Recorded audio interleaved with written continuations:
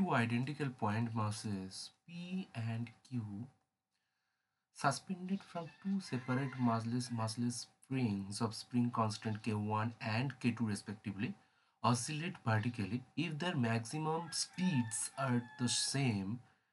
The ratio AQ by AP of the amplitude AQ of mass Q to the amplitude AP of mass P.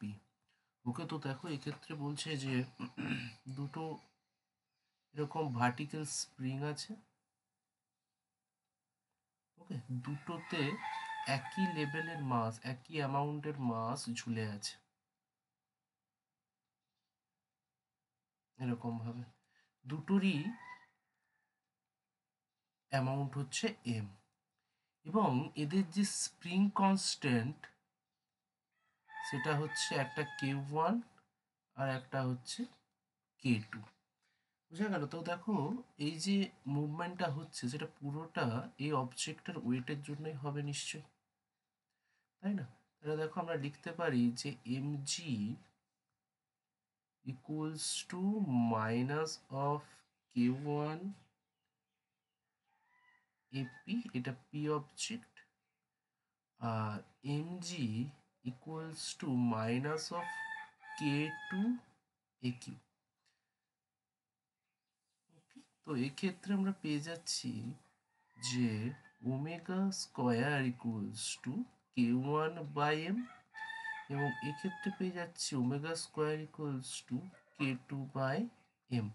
এবার আমাদের condition দিয়েছে যে এদের maximum ভেলোসিটিটা same, অর্থাৎ omega into omega A into omega P into AP equals to omega Q into A Q.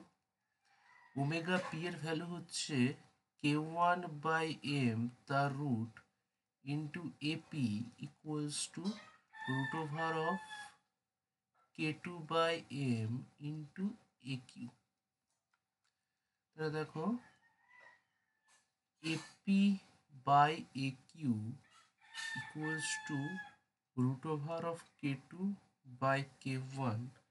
তাহলে এটা আমাদের এপি বাই এ কিউ হলো, কিন্তু আমাদের চেয়েছে এ কিউ বাই এপি।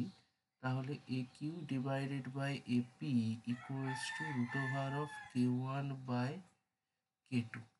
তাহলে দেখো এক্ষেত্রে আমাদের কারেক্ট চয়েস হচ্ছে অপশন 4।